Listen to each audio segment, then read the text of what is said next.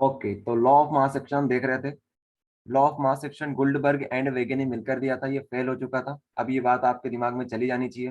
Fail होने का reason आपसे कोई पूछे तो क्या बताओगे? क्योंकि ये कुछ पर्टिकुलर रिएक्शन के ऊपर ही अप्लाई होता है, बाकी सारी रिएक्शन के ऊपर अप्लाई नहीं होता है। Okay, law of mass action क्या है आप लोग यहाँ पर देख सकते हो। देखो आगे जो नियम आएगा अपना रेट लो, वो भी सेम इसी की तरह रहेगा। तो इसी को देख लो, 90% 95 नहीं बोलना चाहिए, 90% जो आप आगे नियम पढ़ोगे वो इसी से लिया हुआ नियम रहेगा। थोड़ा सा चेंज हो जाएगा, छोटा सा चेंज रहेगा, बाकी पूरा नियम ये रहेगा। ओके, देखिए मान लो एक रिएक्शन है हमारे पास, 2A+B मिलकर प्रोडक्ट का निर्माण कर रहे हैं। ठीक है, 2A+B मिलकर एक प्रोडक्ट का निर्माण कर रहे हैं। तो आप क्या लिखोगे? आप रेट ऑफ रिएक्शन किस प्रकार से लिख सकोगे? आप चाहो तो रिएक्टेंट की टर्म में लिख दो, आप चाहो तो प्रोडक्ट की टर्म में लिख दो। तो हमारे पास रिएक्टेंट ज्यादा दे रखा है, मतलब रिएक्टेंट के बारे में हमें ज्यादा इंफॉर्मेशन है। ओके, तो हम क्या करेंगे? सबसे पहले क्या करेंगे? हम लोग कंसंट्रेशन लेंगे रिएक्टेंट की। तो ए की कंसंट्रेशन ले ली हमने। देखो कंसंट्रेशन लिखने का तरीका कुछ इस प्रकार का होता है, ये ब्रैकेट बनाओ, उसके बाद जिसकी भी कंसंट्रेशन लेनी है वो वहां पर लिख दो। ये जैसे मैंने यहाँ पर बी लिख दिया।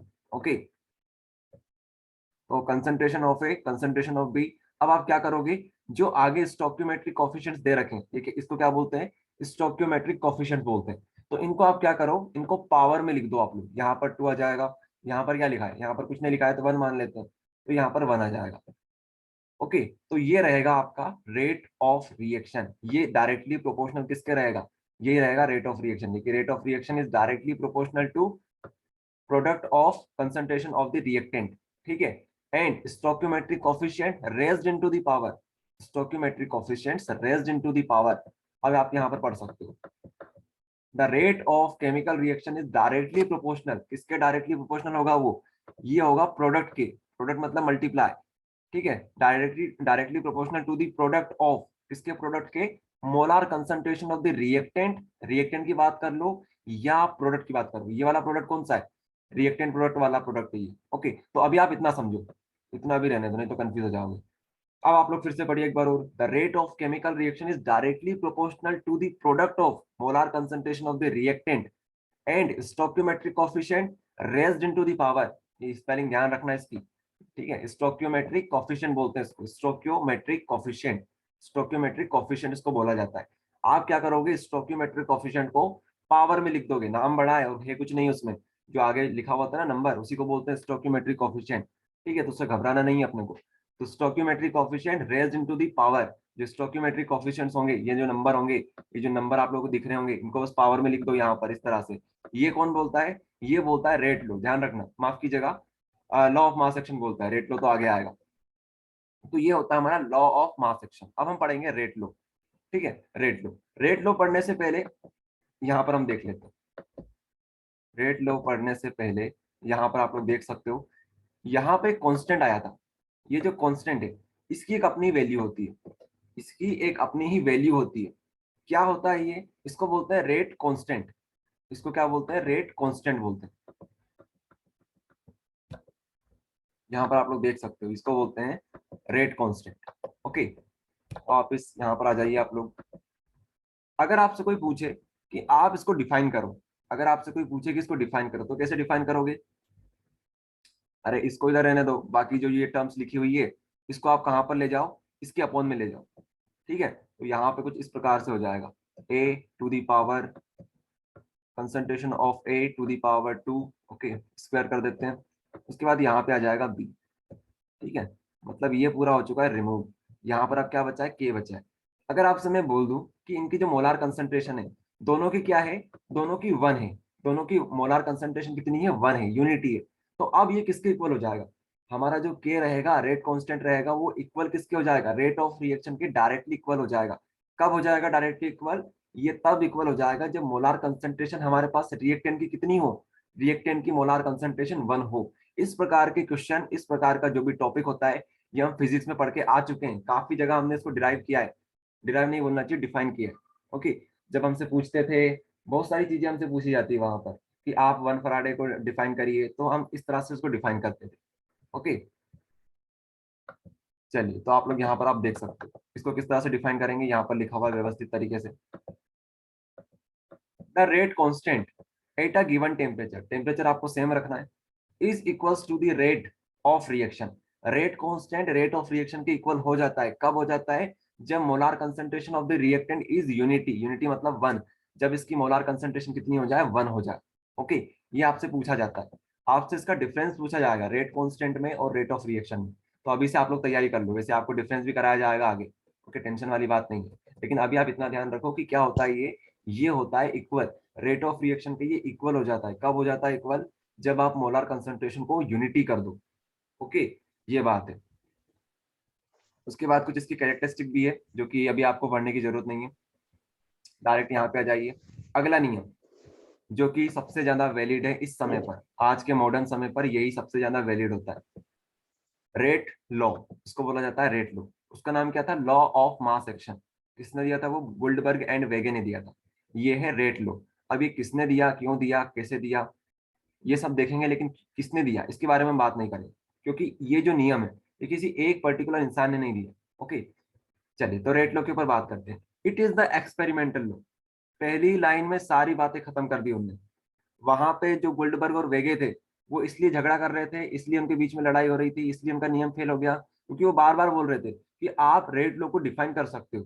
और जैसे ही रेट लो आया, पहली ही लाइन में उन्होंने बोल दिया कि आप डिफाइन ही नहीं कर सकते रेट लो को, ये एक्सपेरिमेंटल लो है। आप अपनी कॉपी और पेन के ऊपर लिख कर नहीं देख सकते इसको कि इतना नियम आ जाएगा, इसका ये रेट लो आ जाएगा, इसका रेट ऑफ रिएक्शन आ जाएगा। नहीं, ये एक्सपेरिमेंटल है, मतलब आपको एक्सपेरिमेंट परफॉर्म करना पड़ेगा, तभी आप लोग निकाल सकते हो रेट ऑफ रिएक्शन। तो ये लाइन बहुत इंपॉर्टेंट है, बहुत बहुत इंपॉर्टेंट है। पहली लाइन में उन्होंने बोल दिया कि एक्सपेरिमेंटल एक्सपेरिमेंटल लो है, मतलब जो भी चीजें यहाँ पर निकलेगी वो किससे निकलेगी? एक्सपेरिमेंट से निकलेगी। ओके, पहली लाइन में उन्होंने ये बात क्लियर कर दी। दूसरी बात देखते हैं, in which rate of reaction determine experimentally. यहाँ पर रेट ऑफ रिएक्शन कैसे निकालेंगे हम लोग? एक्सपेरिमेंट से निकालेंगे। एंड द स्टोइकियोमेट्रिक कोफिशिएंट, जो स्टोइकियोमेट्रिक कोफिशिएंट आगे लगे हुए होते हैं, ठीक है, स्टोइकियोमेट्रिक कोफिशिएंट डिटरमाइन एक्सपेरिमेंटली, मतलब स्टोइकियोमेट्रिक कोफिशिएंट भी कैसे निकालेंगे हम लोग? इसको भी एक्सपेरिमेंट से ही निकालेंगे, आप डायरेक्ट नहीं लिख सकते। ये दो बात बोली और कहानी खत्म, यही यही है बस रेट लो। अब आप लोग देख सकते हो, मान लो हमारे पास एक रिएक्शन है, ठीक है, ए प्लस बी मिलकर क्या बना रहे हैं? प्रोडक्ट बना रहे हैं। ओके, तो मान लेते हैं स्टोइकियोमेट्रिक कोएफिशिएंट ए का क्या है? स्मॉल ए है, बी का क्या है? स्मॉल बी है। ओके, तो अगर हम लोग लॉ ऑफ मास एक्शन के हिसाब से चलें तो वो क्या बोलता है कि यहाँ पर ए भी आएगा बी भी आएगा, दोनों की मोलार कंसंट्रेशन आएगी, आपको दोनों को मल्टीप्लाई कर देना है, एक कांस्टेंट लेना है के। यहाँ तक तो सेम बात इन्होंने भी बोली, लेकिन उन्होंने क्या बोला कि ये जो आप ए और बी लिख रहे हो ना, ये निकलेंगे एक्सपेरिमेंट से। तो मतलब आप डायरेक्ट यहाँ पर ए और बी नहीं लिख सकते, ये जो भी आएगा वो सब एक्सपेरिमेंट से आएगा। हो सकता है यहाँ पर 5 आ जाए, यहाँ पर 2 आ जाए, कुछ भी हो सकता है, ये कोई नहीं बता सकता। जब तक आप एक्सपेरिमेंट परफॉर्म ना करो तब तक आप बता नहीं सकते।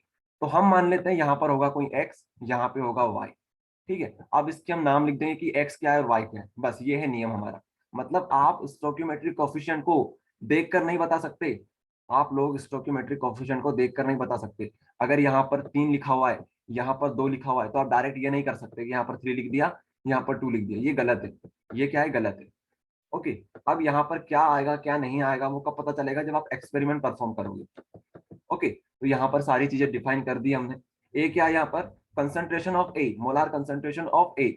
बी क्या है यहाँ पर? Molar concentration of B. उसके बाद अब बात आती है एक्स और वाई की। के तो आप समझ गए होंगे, रेट कांस्टेंट है। एक्स को हम क्या बोलेंगे? Order of reaction. क्या बोलेंगे इसको? Order of reaction with respect to A, order of reaction with respect to A. और बी क्या है यहाँ पर? बी है यहाँ पर ऑर्डर ऑफ रिएक्शन, माफ कीजिएगा, वाई क्या है यहाँ पर? वाई है यहाँ पर order of reaction with respect to B. B के रिस्पेक्ट में अगर हम बात करें तो ये क्या बन जाएगा? ऑर्डर ऑफ रिएक्शन बन जाएगा। ठीक है, ये बात। अब देखिए, ये तो बात हो रही है विद रिस्पेक्ट में, लेकिन अगर हमें पूरी रिएक्शन की ऑर्डर ऑफ रिएक्शन निकालनी है तो हम क्या करेंगे? एक्स प्लस वाई कर दो, एक्स प्लस वाई, जो आपको स्टोइकियोमेट्रिक कोएफिशिएंट, माफ कीजिएगा स्टोइकियोमेट्रिक कोएफिशिएंट नहीं बोलना चाहिए इन्हें, इन्हें बोलना चाहिए पावर्स। ये जो पावर आपको दिख रही है, अगर आप इनको सम कर दोगे तो आप क्या बोलोगे इनको? यही तो आपकी ऑर्डर ऑफ रिएक्शन, जिसको हम एन से डिफाइन करते हैं, ठीक है, ये होती है order of reaction, complete order of reaction. लेकिन अगर हम बात करें ए के रिस्पेक्ट में तो वो एक्स है, वाई बी के रिस्पेक्ट में क्या बोलेंगे? ये वाई है। लेकिन अगर पूरी रिएक्शन के रिस्पेक्ट में हम बात करें तो ये बन जाती है हमारी ऑर्डर ऑफ रिएक्शन। तो ऑर्डर ऑफ रिएक्शन सिंपल सी बात है, क्या करो आप लोग? सिर्फ सम कर दो, किनको सम कर दो? पावर को सम कर दो, तो हम डिफाइन करने वाले हैं। ठीक है, तो ये हो गया आपका rate of reaction. Rate low show how the rate of a chemical reaction depend on the concentration. तो बात सही है। रेट लॉ किसके बारे में बात करता है? ये इसी के बारे में बात, रेट ऑफ रिएक्शन के ऊपर बात करता है कि ये किस तरह से रिएक्टेंट के ऊपर, रिएक्टेंट की कंसंट्रेशन के ऊपर डिपेंड करता है। ओके, तो आप लोग ये लाइन मत लिखना मत भूलना कि ये जो रेट लॉ है वो एक्सपेरिमेंटल लॉ है।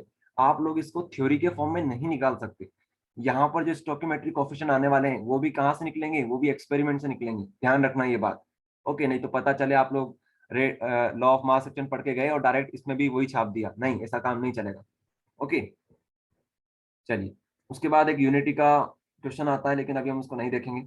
अभी हम लोग पहले ऑर्डर ऑफ रिएक्शन देखेंगे। चलो, ऑर्डर ऑफ रिएक्शन से पहले ये वाला क्वेश्चन कर लेते हैं। ये इंपॉर्टेंट क्वेश्चन है, काफी बार आ चुका है प्रीवियस ईयर में। ठीक है, 2015 में ये क्वेश्चन आया था। उसके अलावा एक और बार आया था 2013-14 में। उसके अलावा अभी भी रिपीट हुआ था 2019 या 20 में। 20 में नहीं हुआ था शायद, 2019 में, 2018 में हुआ था रिपीट। ओके, तो रेट ऑफ रिएक्शन और रेट कांस्टेंट में आपसे डिफरेंस पूछे जा सकते हैं। यहाँ पे आप लोग देख सकते हो, रेट ऑफ रिएक्शन क्या होता है? ये तो होता है change in concentration with respect to time. Rate constant क्या होता है? ये भी रेट ऑफ रिएक्शन के इक्वल हो जाता है। याद है आप सभी को, ये क्या होता है? ये कब किसके इक्वल हो जाता है? रेट ऑफ रिएक्शन के इक्वल हो सकता है। कब हो सकता है? जब आप लोग कंसंट्रेशन कितनी रख लो, यूनिटी रख लो। आया समझ में? तो पहला डिफरेंस तो यही बन गया। आप समझ पा रहे हो चीजें? क्या आपसे डिफरेंस पूछा जा रहा है? आपसे डिफरेंस इन दोनों के बीच में पूछा जा रहा है, इसके बीच में और इसके बीच में। इन दोनों के बीच में आपसे डिफरेंस पूछा जा रहा है। तो रेट ऑफ रिएक्शन तो हमें पता है, change in concentration with respect to, change in concentration of the reactant with respect to time. और के क्या होता है? जो के होता है वो होता है रेट कांस्टेंट। ये किसके इक्वल हो जाता है? ये इसी के इक्वल हो जाता है। कब हो जाता है इसके इक्वल? जब आप लोग इनको क्या कर दो, इनको वन रख दो, इनको यूनिटी बना दो। ओके, चलिए अब आ जाते हैं वापस फिर से यहीं पर। तो पहला तो आपको समझ में आ गया। सेकंड पॉइंट क्या बोलता है? It depend on the concentration of the reactant at a particular moment. तो भाई साहब, जो रेट ऑफ रिएक्शन है वो डिपेंड करेगी कंसंट्रेशन के ऊपर। पढ़ के आए थे हम लोग, कंसंट्रेशन के ऊपर डिपेंड करती है। लेकिन ये रेट कांस्टेंट जो है वो किसी के ऊपर डिपेंड नहीं करेगा, वो तो कांस्टेंट है, उसको इससे कोई मतलब नहीं है। It is independent of the concentration of the reactant. ये इंडिपेंडेंट रहेगा। ठीक है, रेट कांस्टेंट में आपको यही टर्म्स लिखनी होती है।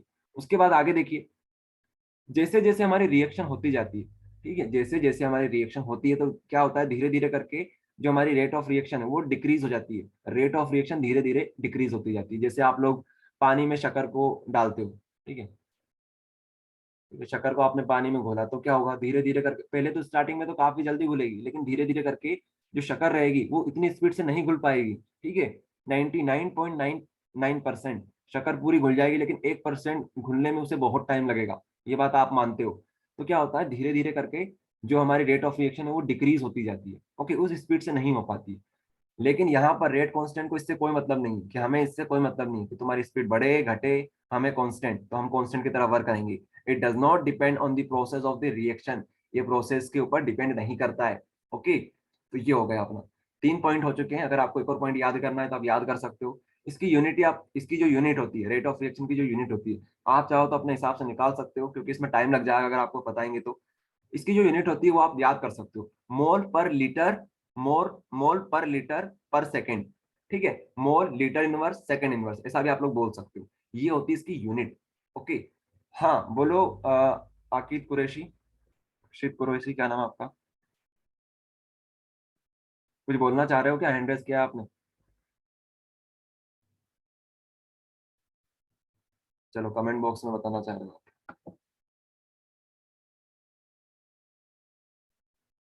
पीवी में प्रोग्रेस लिखा है, पीवी में प्रोग्रेस लिखा है।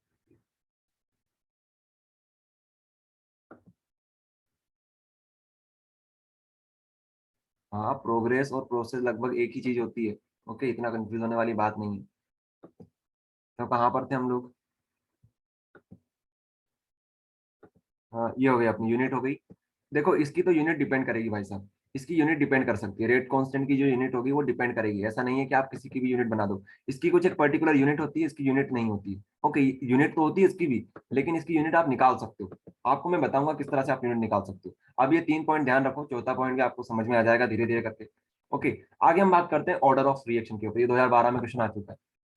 अभी आपको मैंने बता रखा है ऑर्डर ऑफ रिएक्शन क्या होती है। अरे ऑर्डर ऑफ रिएक्शन क्या होती है आपको बताया थोड़ी देर पहले। मान लो कुछ इस प्रकार की हमारे पास एक रिएक्शन है, ठीक है, ए प्लस बी प्लस सी और ए बी सी जो स्मॉल आपको दिख रहे हैं वो क्या है, हमारे स्टोइकियोमेट्रिक कोफिशिएंट्स है। ओके, तो क्या होगा यहाँ पर हम लोग रेट ऑफ रिएक्शन किस प्रकार से लिख सकते हैं। देखो यहाँ पर मैंने रेट लिख रखा है, आप समझ जाइएगा कि रेट ऑफ रिएक्शन के ऊपर बात हो रही है।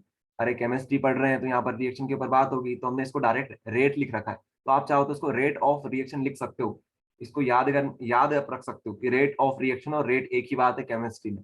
ओके, चलिए, तो हमने कुछ इस प्रकार से इसको डिफाइन कर दिया, ए बी सी इनको मल्टीप्लाई किया, के लिख दिया यहाँ पर। अब हमें पता है कि हम लोग डायरेक्ट इसको नहीं लिख सकते, ए बी एंड सी इसको आप डायरेक्ट नहीं लिख सकते, आपको क्या करना पड़ेगा, यहाँ पर कुछ नए वेरिएबल्स लिखने पड़ेंगे। ओके, तो हमने यहाँ पर क्या लिख रखा है, पी क्यू आर लिख रखा है। आपको भी पता है पी क्यू आर कैसे निकलेंगे, एक्सपेरिमेंट से निकलेंगे ना, ये मुझे पता है ना आपको पता है ना किसी साइंटिस्ट को पता है कि पी क्यू आर की वैल्यू क्या है, किसी को नहीं पता है। कौन बता सकता है, एक गाँव में बैठा छोटा सा आदमी भी बता सकता है। क्यों बता सकता है, अगर आप उसने एक्सपेरिमेंट परफॉर्म किया है तो वो बता सकता है। एक बड़ा साइंटिस्ट नहीं बता सकता, जो कि एक गांव में बैठा छोटा सा व्यक्ति बता सकता है।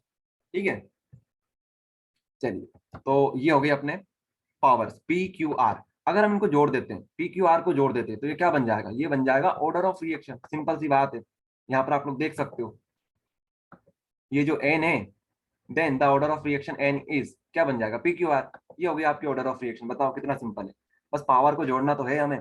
ओके, तो एक बार इसकी डेफिनेशन पढ़ लेते हैं। Order of reaction is defined as, इसको किस तरह से डिफाइन कर सकते हैं, the sum of power, the sum of power. तो इतनी सी बात आपको ध्यान रखनी है कि हम क्या करेंगे, सम करेंगे पावर का। The sum of powers which are raised on the concentration terms, जो कंसंट्रेशन टर्म्स है ना उनके ऊपर जो पावर लगी हुई है उनको आप क्या करो, उनको ऐड कर दो। उनको क्या करो आप लोग, ऐड कर दो। ये क्या बन जाएगा, यही आपका ये बन जाएगा order of reaction. Order of reaction समझ में आ गया सभी को, बस पावर को आपको क्या करना है, ऐड करना है। ये होती है ऑर्डर ऑफ रिएक्शन। ठीक है, अगर आपको रेट लॉ दे रखा है तो आप ऑर्डर ऑफ रिएक्शन निकाल सकते हो मिनटों में। ओके,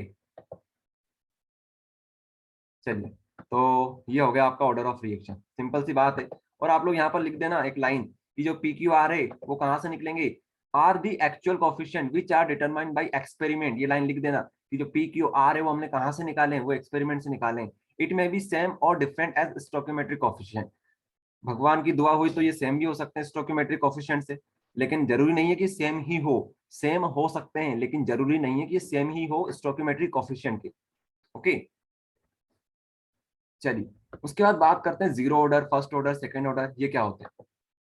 अब आपको समझ में आ जाएगा जीरो ऑर्डर। देखो ऑर्डर ऑफ रिएक्शन हमको समझ में आ गई।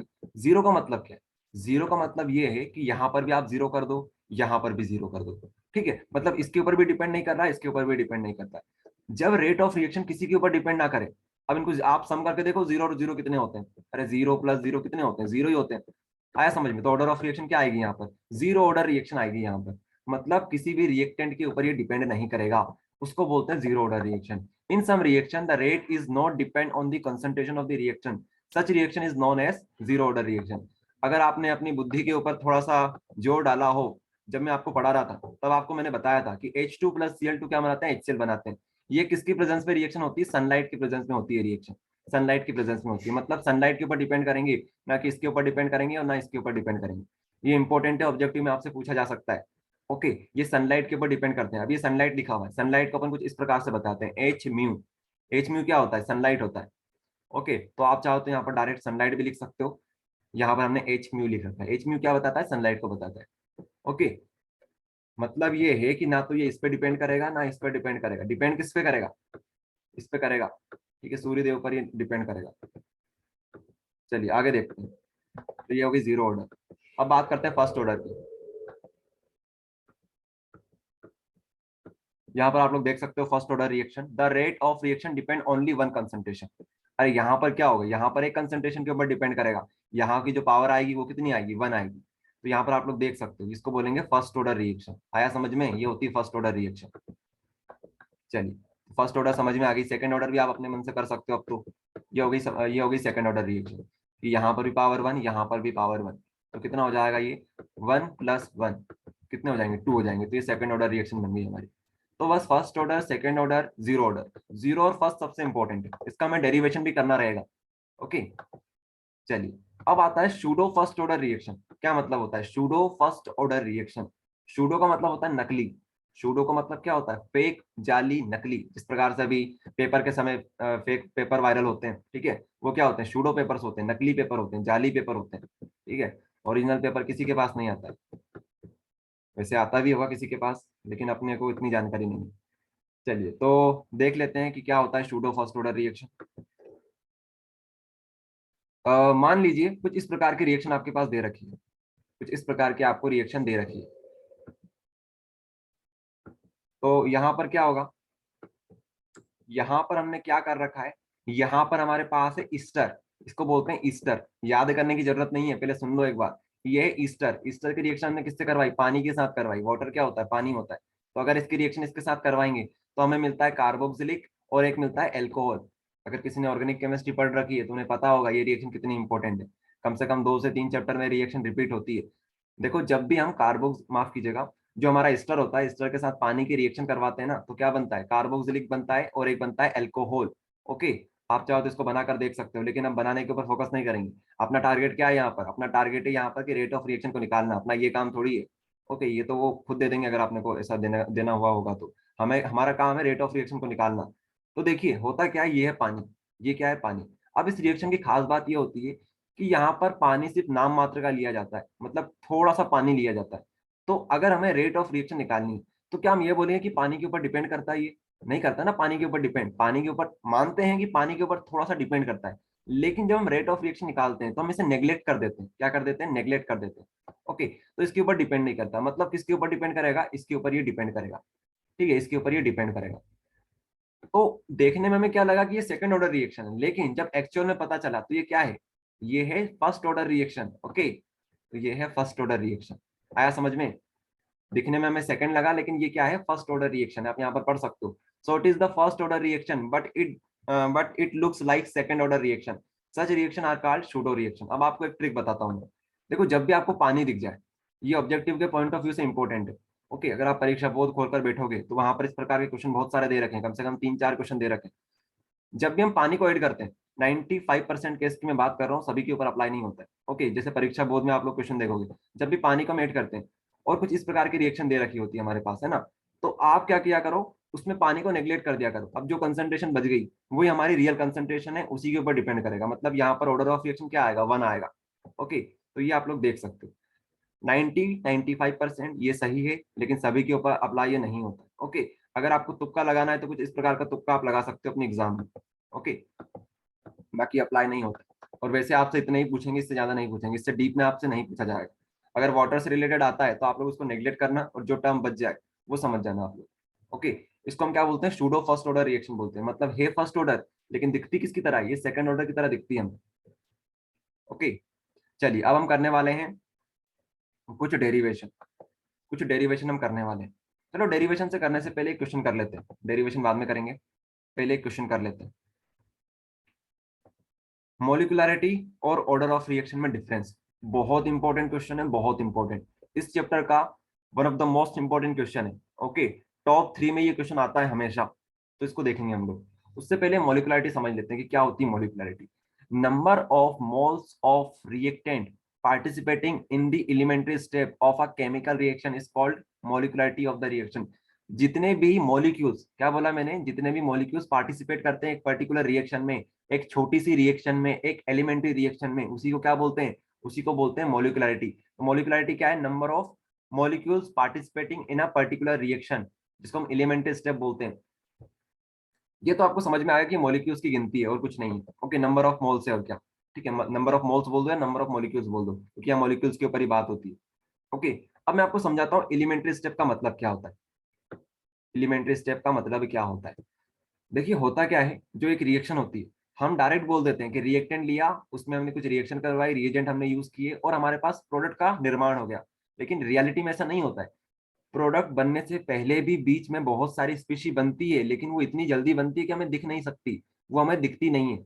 ये बात आप सब मानते हो? ओके, तो रिएक्शन भले ही 1 मिनट के अंदर अंदर हो, लेकिन उसके बीच में ही बहुत सारी प्रोसेस हो जाती है। तो बहुत सारी जो अंदर प्रोसेस होती है वही छोटी छोटी स्टेप में होती है। छोटी छोटी स्टेप मिलकर ही हमें प्रोडक्ट देती है। ओके, तो वो जो छोटी स्टेप होती है उन्हीं का हम रेट डिटरमाइन कर सकते हैं। अब आपको मैं समझाने की कोशिश करता हूँ यहाँ पर। मान लो आपने a प्लस बी लिया, a प्लस बी लिया, और यहाँ पर आपने क्या बना दिया, यहाँ पर आपने सी बना दिया। ओके, ए प्लस बी मिलकर सी बन गया। लेकिन बीच में क्या हुआ होगा, ए प्लस बी जब मिला होगा तो वहां पर पहले पी क्यू बना होगा, बीच में पहले क्या बना होगा, पी क्यू बना होगा। पी क्यू बनने के बाद क्या हुआ होगा, पी क्यू बनने के बाद यहाँ पर फिर आगे कुछ रिएक्शन हुई होगी कि क्यू बाहर हो गया। क्यू बाहर होने के बाद यहाँ पर आगे जाके पी बाहर हो गया। पी बाहर होने के बाद यहाँ पर एक सी बन गया। सी बनने के बाद यहाँ पर फिर माइनस पी हो गया। तो इस प्रकार से आखिरी में हमें क्या मिल गया, पी मिल गया। ठीक है, समझ रहे होंगे आप लोग सभी। तो देखो ये होती छोटी सी स्टेप। ये जो यहाँ पर आप लोग देख रहे हो ना, ए प्लस बी मिलकर पी प्लस क्यू बना, ये होगी एलिमेंट्री स्टेप। ये पूरी एक कंप्लीट स्टेप है। इसको हम बोलेंगे एलिमेंट्री स्टेप, रिएक्शन नहीं बोलेंगे, एलिमेंट्री स्टेप बोलेंगे, छोटी सी स्टेप। तो इसके बीच में हम रेट को डिटरमाइन कर सकते हैं, इसके बीच में हम क्या कर सकते हैं, रेट को डिटरमाइन कर सकते हैं। ओके, तो बस यही बात है। यहाँ पर जितने मॉलिक्यूल्स ने पार्टिसिपेट किया उसको हम क्या बोलेंगे, मोलिकुलरिटी बोलेंगे। पूरी रिएक्शन की हम बात नहीं करते हैं, एलिमेंट्री स्टेप की बात करते हैं। ध्यान रखिए, कॉम्प्लेक्स रिएक्शन में हम लोग मोलिकुलरिटी नहीं निकाल सकते। ठीक है, ये बात होती है मोलिकुलरिटी की, कि एक पर्टिकुलर स्टेप पर ही हम लोग मोलिकुलरिटी निकाल सकते हैं। अब ये बात भी है कि जरूरी नहीं कि आप यहीं पर निकालो, आप चाहो तो यहाँ पर भी एलिमेंट्री स्टेप ले सकते हो। ठीक है, एक और बात, हर एक एलिमेंट्री स्टेप के आप रेट डिटरमाइन नहीं कर सकते। ठीक है, 90% जो रिएक्शंस होती है जिसमें एलिमेंट्री स्टेप्स होती है वो फालतू की होती है, उनसे आप लोग रेट डिटरमाइन नहीं कर सकते। रेट डिटरमाइन करने के लिए आपको कुछ ऐसी रिएक्शन चाहिए होती है, एक ऐसी स्टेप चाहिए होती है जो कि एक एवरेज टाइम से हो रही हो। पता चले कोई सी रिएक्शन बहुत ज्यादा फास्ट हो रही है, बहुत ज्यादा फास्ट, तो वहां पर हम लोग रेट डिटरमाइन नहीं कर सकते, उस स्टेप का हम रेट डिटरमाइन नहीं कर सकते। एलिमेंट्री स्टेप हम मानते हैं, लेकिन एलिमेंट्री स्टेप में भी कौन सी लेनी है, जो कि एक एवरेज टाइम पर हो रही हो। एक स्टेप में, एक रिएक्शन में बहुत सारी स्टेप्स होती हैं, तो हम सारे स्टेप को कैलकुलेट नहीं कर सकते। ओके, लेकिन अभी आप इतना ध्यान रखो कि एलिमेंट्री स्टेप लेनी है, उसी का हम रेट डिटरमाइन कर सकते हैं। ओके, तो ये बात होगी, ये होगी इसकी डेफिनेशन। आया समझ में? तो अब आप लोग समझ गए होंगे कि मोलिकुलरिटी जीरो नहीं हो सकती। मॉलिक्यूलरिटी कभी भी जीरो नहीं हो सकती। क्यों नहीं हो सकती? क्योंकि इसका मतलब क्या है कि जीरो मॉलिक्यूल्स ने पार्टिसिपेट किया। अरे जीरो मॉलिक्यूल पार्टिसिपेट करेंगे, इसका मतलब क्या है कि रिएक्शन ही नहीं हो पाएगी, तो मतलब मॉलिक्यूलरिटी कभी भी जीरो नहीं हो सकती। ये बात हो गई पहली। दूसरी बात है, ये थ्योरेटिकल कॉन्सेप्ट है, एक्सपेरिमेंटल कॉन्सेप्ट नहीं है, थ्योरेटिकल कॉन्सेप्ट है। अपन मॉलिक्यूल्स देखकर बता सकते हैं, मॉलिक्यूल्स की गिनती हम लोग कर सकते हैं, तो मॉलिक्यूल्स को देखकर हम बता सकते हैं। ओके, और हमें मॉलिक्यूल्स पता होता है वैसे, क्योंकि रिएक्शन जब हम करते हैं तो मॉलिक्यूल्स की हमें पता होता है कि इतने मॉलिक्यूल्स इससे मिलकर ये बनाएंगे, इतने मॉलिक्यूल्स ये मिलकर ये बनाएंगे। इस तरह से हम बता सकते हैं। तो मॉलिक्यूल्स निकालना कोई बड़ी बात नहीं। जैसे यहाँ पर देख लो, H2 प्लस Cl2, H2 का एक मॉलिक्यूल हमने लिया, Cl2 का एक मॉलिक्यूल लिया, ये क्या बन गया, H2 प्लस Cl2 का जो मॉलिक्यूल है वो बन गया HCl। ओके, तो हमें क्या समझ में आया कि यहाँ पर दो मॉलिक्यूल्स ने पार्टिसिपेट किया है, कि यहाँ पर एक यहाँ पर, तो आप लोग क्या बोलोगे, यहाँ पर टू बोल दोगे। ओके, तो मोलिकुलरिटी क्या है, थ्योरेटिकल कॉन्सेप्ट है। कोई डाउट हो तो आप लोग कमेंट बॉक्स में लिख दिया करो। ओके, तो ये होगी मोलिकुलरिटी के ऊपर पूरी कहानी। अब आप लोग आगे देखिए, हम डिफरेंस पढ़ने वाले हैं मोलिकुलरिटी और ऑर्डर ऑफ रिएक्शन में। ऑर्डर ऑफ रिएक्शन समझ में आ रहा है सभी को, सम करते हैं वहां पर पावर का। तो पहले तो डेफिनेशन लिख देना कि सम ऑफ पावर करते हैं यहाँ पर। यहाँ पर क्या होता है मोलिकुलरिटी में, मोलिकुलरिटी में होता है टोटल नंबर ऑफ मॉलिक्यूल्स जो कि एक रिएक्शन में पार्टिसिपेट करते हैं, total number of molecules which participate in the reaction. तो पहले तो हमने डेफिनेशन लिख दी भाई साहब, कि यहाँ पर मॉलिक्यूल्स की बात होती है, यहाँ पर पावर की बात होती है। दूसरी बात, ये थ्योरेटिकल कॉन्सेप्ट है, ये कहाँ से निकलता है, एक्सपेरिमेंट से निकलता है। उसके बाद it is always positive integer, जो मॉलिक्यूल्स होते हैं वो क्या होते हैं, हमेशा पॉजिटिव होते हैं।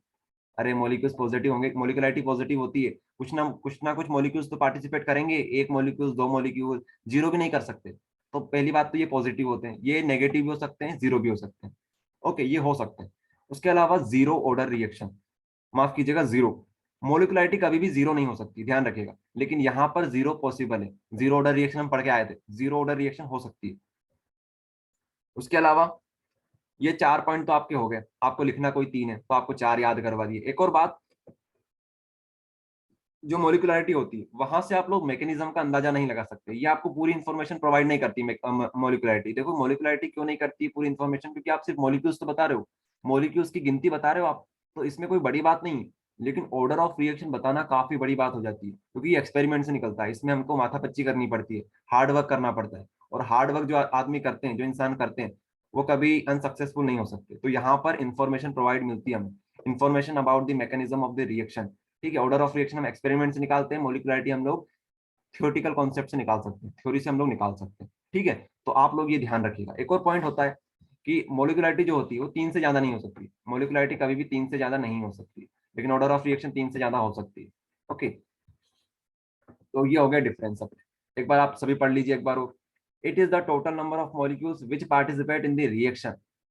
टोटल नंबर ऑफ मॉलिक्यूल्स होते हैं मोलिकुलरिटी में, लेकिन ऑर्डर ऑफ रिएक्शन में क्या होता है, ऑर्डर ऑफ रिएक्शन में sum of power of the concentration terms, यहाँ पर हम पावर कर देते हैं किसका, माफ कीजिएगा, सम कर देते हैं पावर का। ओके, उसके बाद थ्योरेटिकल कॉन्सेप्ट मोलिकुलरिटी होती है। ऑर्डर ऑफ रिएक्शन क्या होता है भाई साहब, ये एक्सपेरिमेंट से निकलता है। बात करते हैं अगले पॉइंट की, तो वहां पर है पॉजिटिव इंटीजर, मोलिकुलरिटी हमेशा पॉजिटिव होती है। ऑर्डर ऑफ रिएक्शन क्या होती है, पॉजिटिव हो सकती है, जीरो भी हो सकती है, लेकिन मोलिकुलरिटी कभी जीरो नहीं हो सकती, ये जीरो भी हो सकती है। उसके बाद ये इन्फॉर्मेशन प्रोवाइड नहीं करता मैकेनिज्म के बारे में, यहाँ पर हमें मैकेनिज्म के बारे में इन्फॉर्मेशन मिल जाती है। तो कितने पॉइंट हो गए हमारे, 5 पॉइंट हो गए, आपको कोई 4 लिखने हैं, माफ कीजिएगा 3 लिखने हैं आपको कोई से। ठीक है, तो ये हो गया आपकी मोलिकुलरिटी और ऑर्डर ऑफ रिएक्शन। चलो, एक टॉपिक और बाकी है हमारा, जीरो ऑर्डर और फर्स्ट ऑर्डर रिएक्शन का डेरिवेशन, उसको हम लोग देखेंगे। 1 मिनट का हमारे पास समय है। ओके, तो आप सभी क्लास रिज्वाइन कर लेना, अभी तो 1 मिनट से ज्यादा समय है। तो एक काम करते, कुछ क्वेश्चन देख लेते हैं।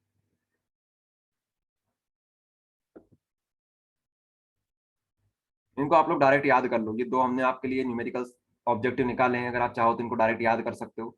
ये आप याद कर लेना, अरहानियस इक्वेशन और rate of reaction depend upon. ठीक है, तो ये आएगा एक्टिव मास, इसको मैं समझाऊंगा नहीं अभी, आपको सिर्फ याद करना है।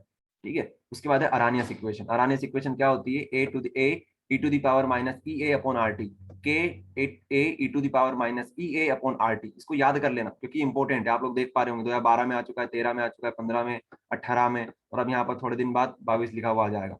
ओके, तो आप लोगों को ये याद करना है अच्छे से।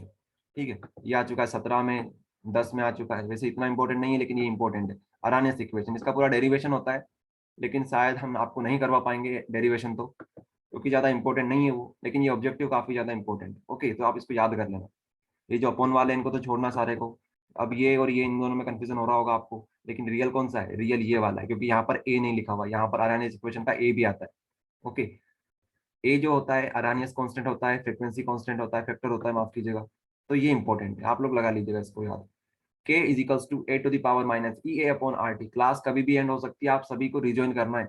ओके, रिज्वाइन कर लेना, आगे के कॉन्सेप्ट अपन देख लेंगे। 6:38 हो चुकी है, आप सभी को क्लास